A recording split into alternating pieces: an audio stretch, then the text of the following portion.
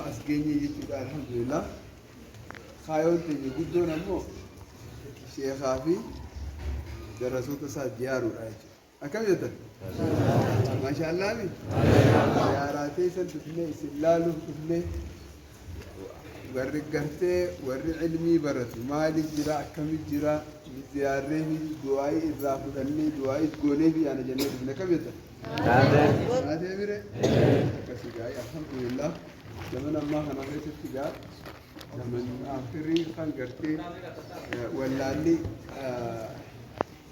walii galee hoogganaa jiru keessatti ilmi akkanatti barachuun ilmi jiraachisudha itti fufiinsa gartee diin keenyaa akkasitti barsiisu rabbi sinaa godhu.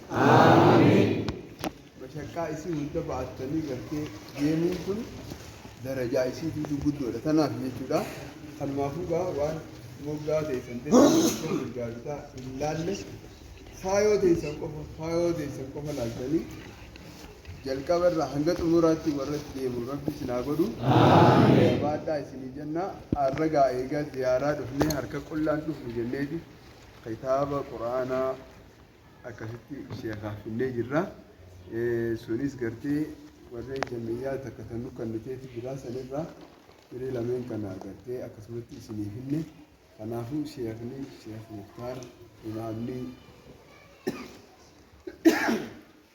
imaamni waliigalaa kan magaalaa Harar ibsa nu wanna dhageeffatu. السلام عليكم ورحمة الله وبركاته. والصلاة والسلام على أشرف المرسلين وقائد الغر المعجلين وعلى آله وصحبه والتابعين لهم بإحسان إلى يوم الدين. أما بعد فإن المجلس الأعلى للشؤون الإسلامية في إقليم حرر تشكر جمعية العناية بالمصحف الشريف والمملكة العربية السعودية لعنايتها بتوزيع المصحف في إقليم الهرري، ونحن قمنا بأداء أمانتنا على طلبة العلم ومركز القرآن الكريم بتوزيع هذه الأمانة، والآن بتوزيعها نشكر اللجنة شكرا جزيلا، ونتمنى من الله سبحانه وتعالى أن يجعل عنايتها في ميزان حسناتها يوم لا مال ولا يوم لا مال ولا بنون، ونسأل الله أن يوفقها. والصلاة والسلام على أشرف الأنبياء والمرسلين نبينا محمد وعلى آله وأصحابه ومن تبعهم بإحسان إلى يوم الدين. أما بعد سموت خينيا في قسمت برتون خينيا فأولا نقول لكم السلام عليكم ورحمة الله تعالى وبركاته. وعليكم السلام ورحمة الله وبركاته.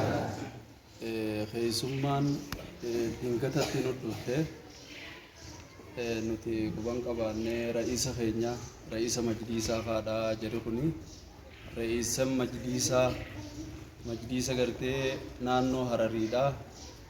Isaaniitu oofaa jira, isaaniitu dhufanii nu ziyaaranii katti dhufan dachiidha kanama dhufe samiidha ja'an dhufanii nu ziyaaruudhaaf hedduu galatoomaadha isaaniin jenna. Ijumaan dhufanii nu laaluudhaafu rabbiin addunyaa isaanii akhiraa isaanii rabbi haa tolu. Yaada muraada isaanii rabbi haa guutu. Nulleen silaa kan ifeenuu silaa baay'ilama nuu godhanii silaa dawwalanii baay'ilama nuu godhanii jammaatallee waliin eeyneeti jammaata darasaallee waliin eeyneeti bakka takkatti akkasi silaa nu ziyaaranii feena. Maaliif waan nuti ilmaan isaaniiti dalagaa ilmaan isaanii itti jiran tana dhufanii laaluun hedduu nama gammachiisa. Har'a maleedhaas guyyaa biraatis yoo rabbi jee dhufanii nu ziyaaranii hedduu galatoomaa isiniin jenna, ulfaadhaadhaa isiniin jenna. Baarakallaahu.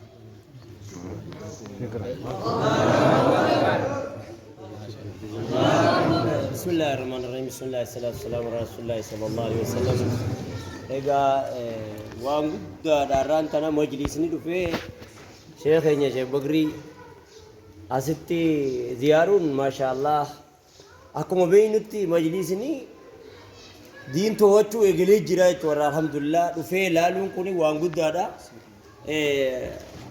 diin rabbi sinaa barsiisu ulamaa rabbi sinaa godhu nama sheekarraa ilmi dhaalee nama kaan dhaalchisu rabbi sinaa godhu darasaa haraatii fi tagaraa rabbi siniin godhini darasaa ilmii fi aalima rabbi sinaa godhu darasaa ilmii ta aalima rabbi sinaa godhu subhaana rabbika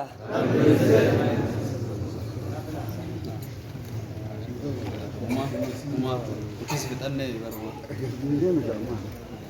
Aulia. Iya mah itu galat Roma. Tawalallah umrak. Baraka. Asmat kam. Borot tidak benar Rabbi. Baba karaba kan bodana namalal tani.